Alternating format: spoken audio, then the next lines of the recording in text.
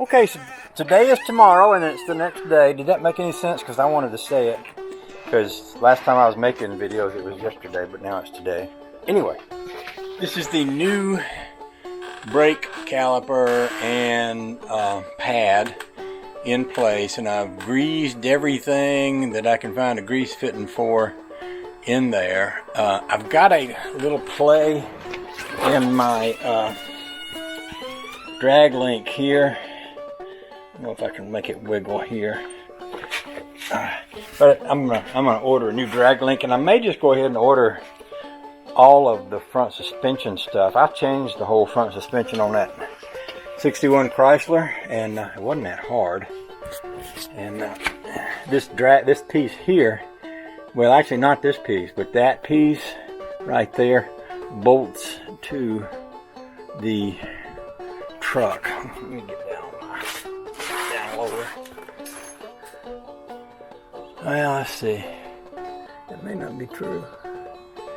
I said that, but I'm going to put y'all down so I can wiggle this thing so that I can see what's what here. It's not really anything other than, I think the biggest part of this is right here. And this is the drag link. It doesn't bolt to the car. I was thinking it did, but it didn't. But this end here is not removable. So when you buy this, you have to buy that whole piece. And what it is on this one, I was looking at one of these online, is this is your joint here.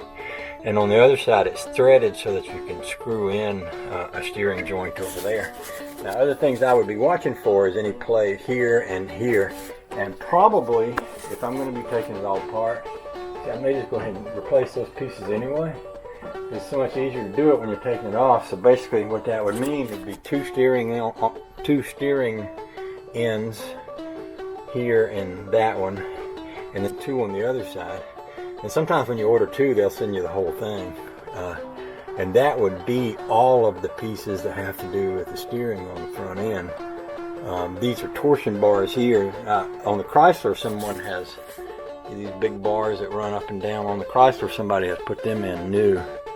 I don't think this one needs new one. I think these are fine.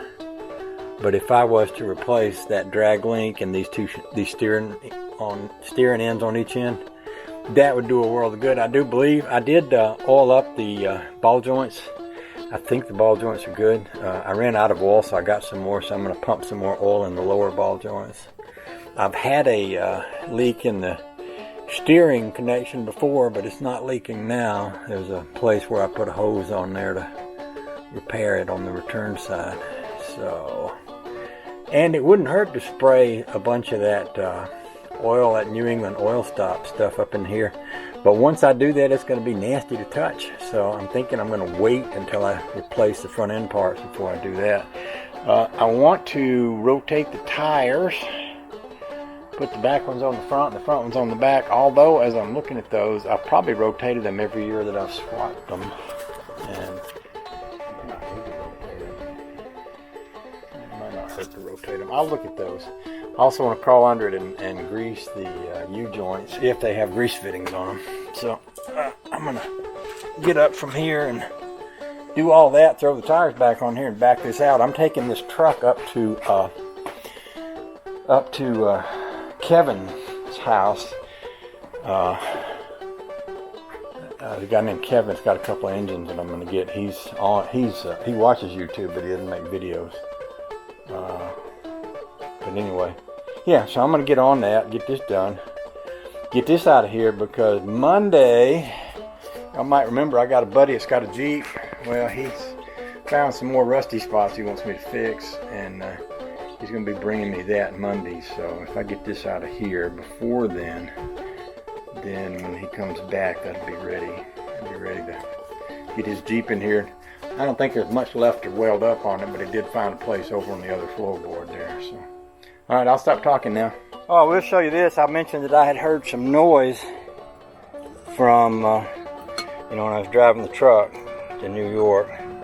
Well, that's what it came from, and that's what happens when your pads let go and your you start running on the metal part instead. There was a point where the front left wheel seemed like it kind of locked, and I'm guessing this whole pad piece came disconnected and came out and locked that wheel. And I heard several times, I heard noises that wasn't right, and then the last noise I heard was a little scrub.